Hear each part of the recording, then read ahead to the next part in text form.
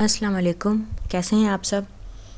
امید ہے کہ کہانی یاد ہوگی کہاں چھوڑا تھا، جہاں پہ وہ پھر خواب دیکھتی ہے کہ خزانہ کوئی ہے اور اٹھ جاتی ہے۔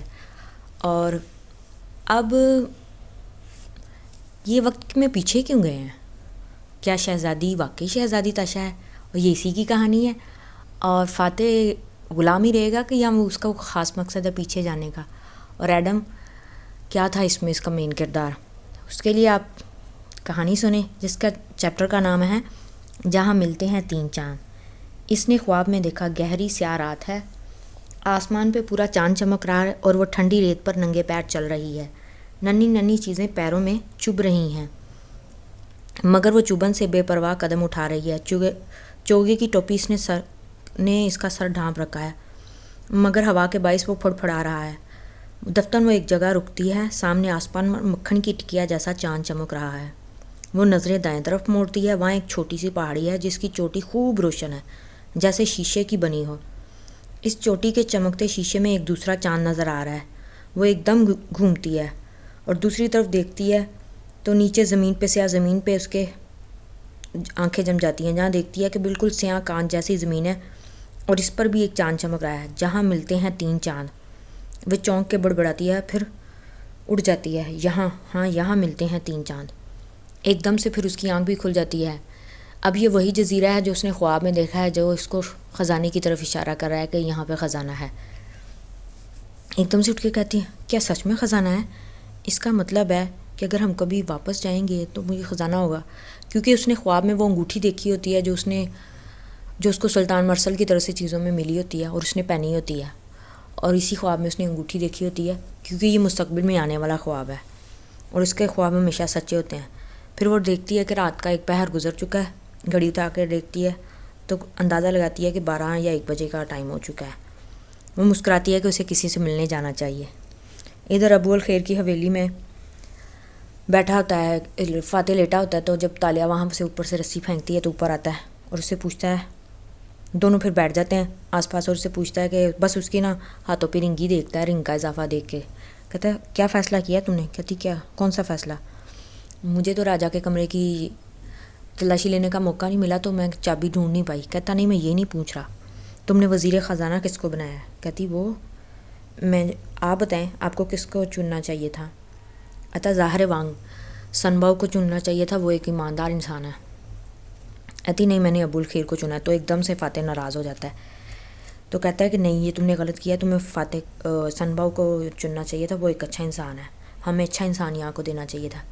کہتی اگر میں سنباؤ کو چنتی نا تو ابو الخیر اور یا میرا باپ اس کو مروا دیتے تو کوئی فائدہ نہیں ہوتا، پھر ابو الخیر کو ہی چنا جاتا، میں نے صرف سیاست کی ہے، اگر یہ سیاست نہیں ہے تو پھر اور کچھ بھی نہیں ہے۔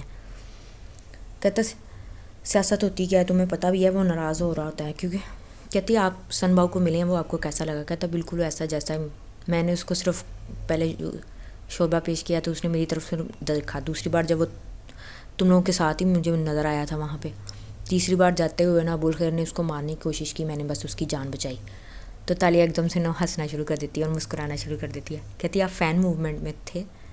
کیا مطلب تم ہنسی کیوں؟ کہتی میں نے بھی ایک بار جب آپ ان کے گھر میں پارٹی میں آئے تھے تنگوگار ملک کے گھر میں، تو آپ کو میں نے جوس پیش کیا، آپ نے میری طرف دیکھا تک نہیں تھا۔ فاتح کو بھی وہ وقت یاد آ جاتا ہے اور وہ مسکرا پڑتا ہے، کہتا ہاں۔ کہتی میں بھی آپ لوگوں کو پیچھے مڑ کر یہ اچھی بات ہے کہ آپ نے سچ بتا دیا اس کو کہ اس کے شوربے میں زہر تھا اور وہ بچ گیا، میں آپ لوگوں کو سچ نہیں بتا سکی گھائل غزال کا، اس کے لیے مجھے ہے۔ کہتی میں اس کا کوئی فین نہیں ہوں۔ کہتی آپ مانے نہ مانے آپ اس کے فین ہیں۔ اچھا تم جاؤ، میں جا رہا ہوں نیچے، اب تم واپس جا سکتی ہو۔ تو تالیہ وہیں پہ بیٹھ جاتی ہے اور سوچنا اتنے دنوں کے بعد ایک دم سے پھر وہ فین موومنٹ میں چلی جاتی ہے کہ وہ فاتح کی بہت بڑی فین ہے اور فاتح نیچے اتر چکا ہوتا ہے، لیکن ایک دم سے اس کے سامنے ایک ویژن آتا ہے جو یہاں پہ تو نہیں بتایا گیا، اور کیا تھا اس کے پار یہ آپ کو آگے پتہ چلے گا۔ اگلے دن صبح جو ہے نا وہ آدم کو بلواتی ہے، ایڈم کو، اور اس کو کہتی ہے کہ ہاں کیسی لگی تھی تمہیں تمہاری صدا؟ کہتا ہے ایک تو آپ نے مجھے لائبریری میں قید کر دیا تھا، لیکن اچھی تھی کہ مجھے بہت ساری کتابیں پڑھنے کو ملی۔ وہ انگلش میں بات کر رہا ہوتا ہے ایسے، لیکن کہتا ہے کہ اس دور کی بھی زبان کچھ سمجھ میں آنے لگی ہے مجھے۔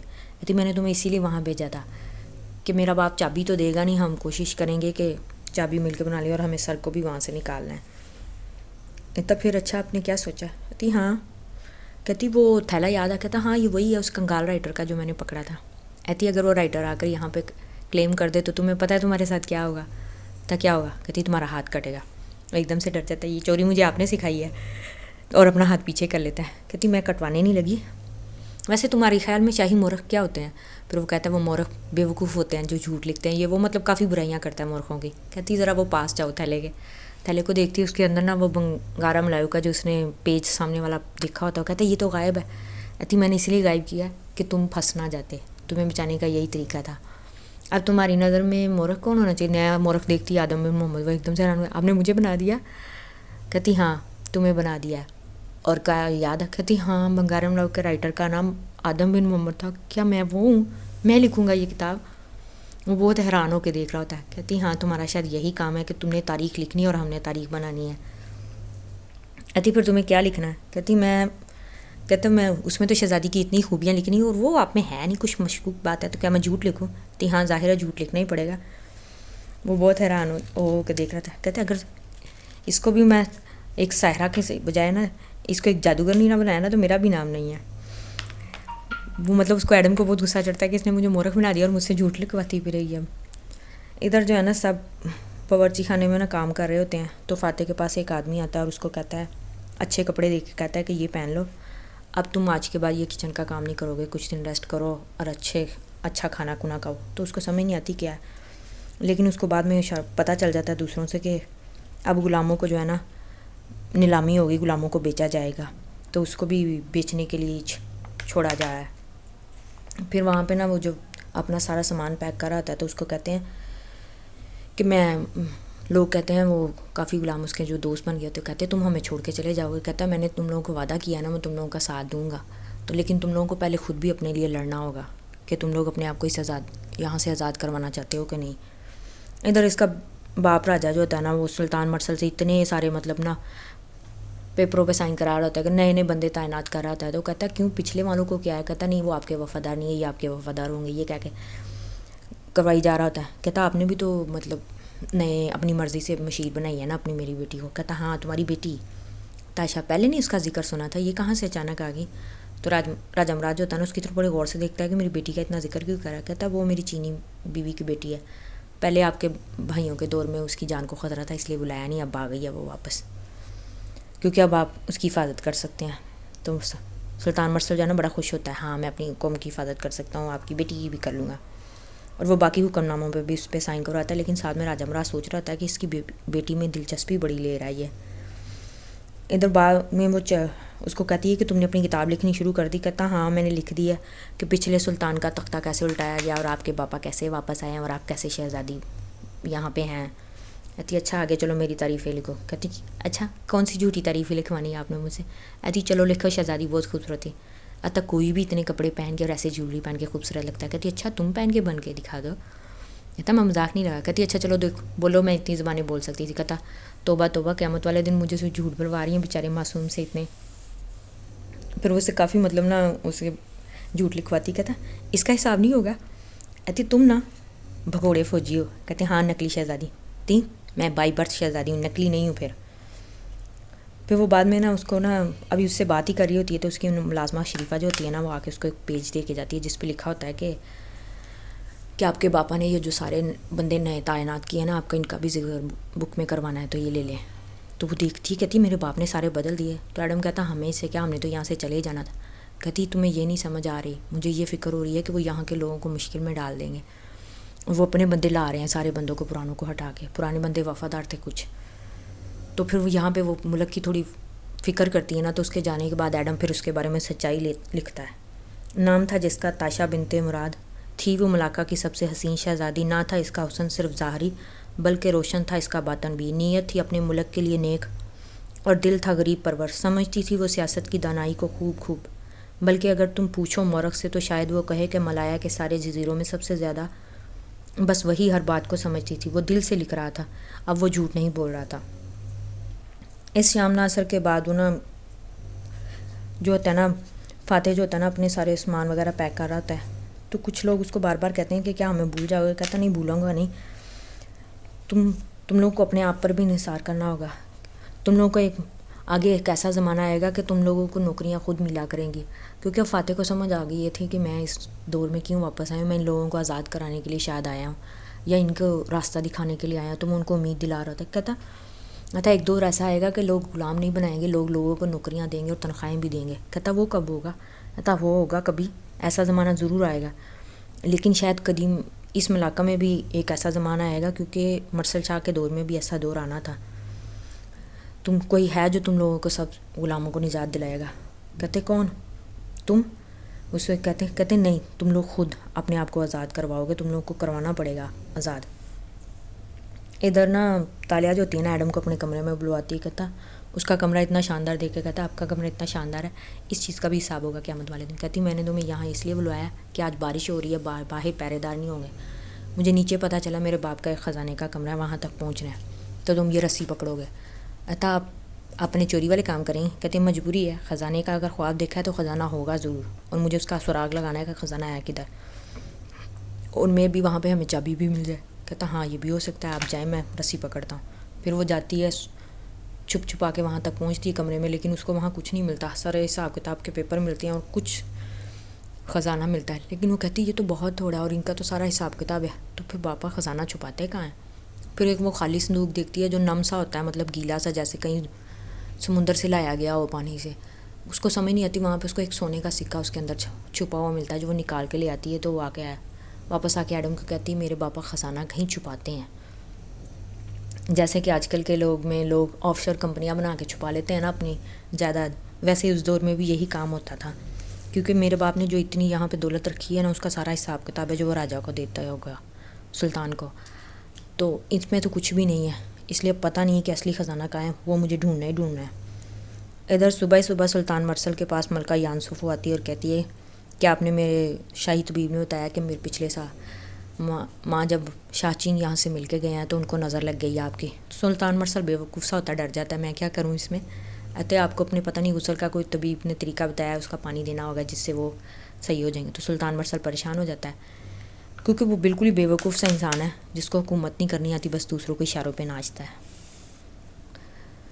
ادھر بندہ ہارا کے محل میں جنا تالیہ جو ہوتی ہے نا بیٹھی ہوتی ہے, کہ اس کو کہتی ہے اپنی ملازمہ کو کہتی ہے کہ ابو الخیر صاحب کو خبر نہیں ملی کہ میں نے ان کو وزیر خزانہ تعینات کروایا, تو کیوں نہیں انہوں نے ابھی تک تو میرے بات پہ عمل نہیں کیا. اتنے میں ابو الخیر خود آتا ہے ڈھیر سارے انعامات لے کر, اور اس کو کہتا ہے شہزادی میں معافی چاہتا ہوں, میں لیٹ ہو گیا ہوں, تو یہ آپ کے لیے تحفے. کہتی مجھے ایسے تحفوں کی عادت ہے, کیا آپ میرے لیے کچھ اور کر سکتے ہیں؟ کہتا کیا؟ کہتی میں چاہتی ہوں کہ آپ میری بہن کے نام کی نا ایک مسجد بنوا دیں تالیہ بنت مراد کے لیے. کہتا بن جائے گی, کوئی بات نہیں.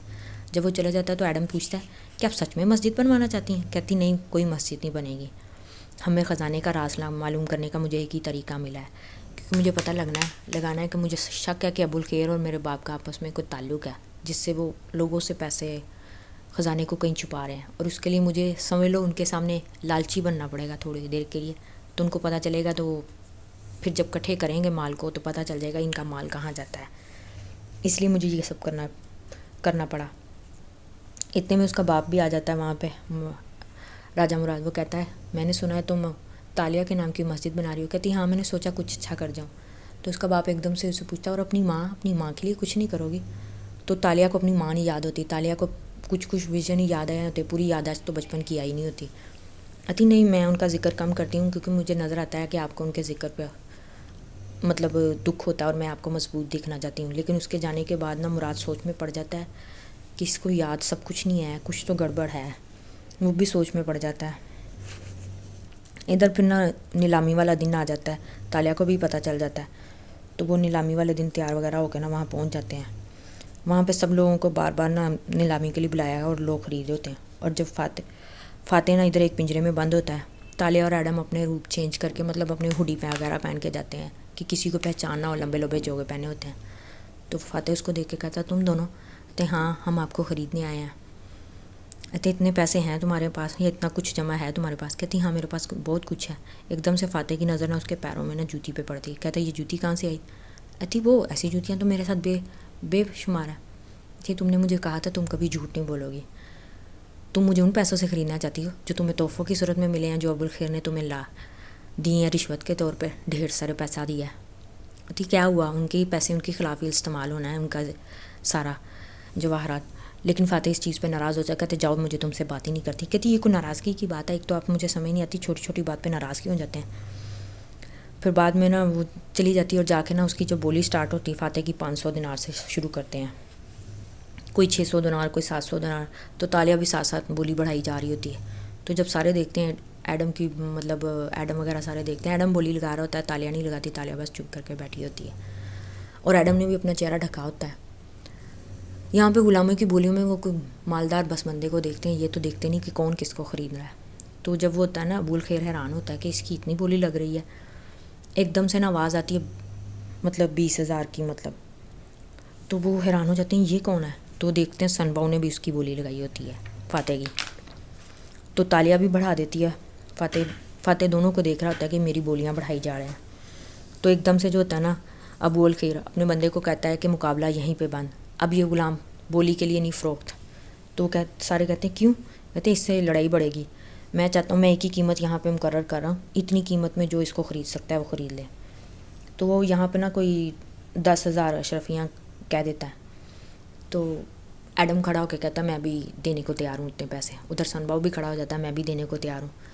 تو ابوالخیر پھر حیران ہو جاتا ہے کہ اس کے لیے اتنے پیسے، کہتا ہے ٹھیک ہے، یہ تو اب اس غلام پہ ہے کہ یہ کس کے ساتھ جانا چاہتا ہے۔ تو غلام فاتح آپ کس کے ساتھ جانا چاہتے ہیں؟ وہ ان دونوں کی نا مطلب وہ پرچیاں دیکھتا ہے جو انہوں نے ہاتھوں میں ایسے ڈنڈے سے اٹھائے ہوتے ہیں، ایک کے اوپر نمبر 6 لکھا ہوتا ہے، ایک کا نمبر 20 لکھا ہوتا ہے، نمبر 20 ایڈم کا ہوتا ہے، نمبر 6 فنان باؤ کا۔ فاتح ان دونوں سے ناراض ہوتا ہے، تو وہ کہتا ہے میں نمبر 6 کے ساتھ جانا چاہوں گا۔ تو سن باؤ جو ہے نا اس کو لے کے چلا جاتا ہے۔ تالیہ جو ہوتی ہے نا اتنی پریشان ہو جاتی ہے، انہوں نے کیا کیا، یہ ہمارے ساتھ کیوں نہیں آئے۔ پھر وہ اٹھ کے وہاں پہ پریشانی سے اٹھ کے آ جاتی ہے۔ آج کے لیے اتنا ہی۔ اگر کہانی اچھی لگی ہے تو like, subscribe and share my channel. Take care, اللہ حافظ۔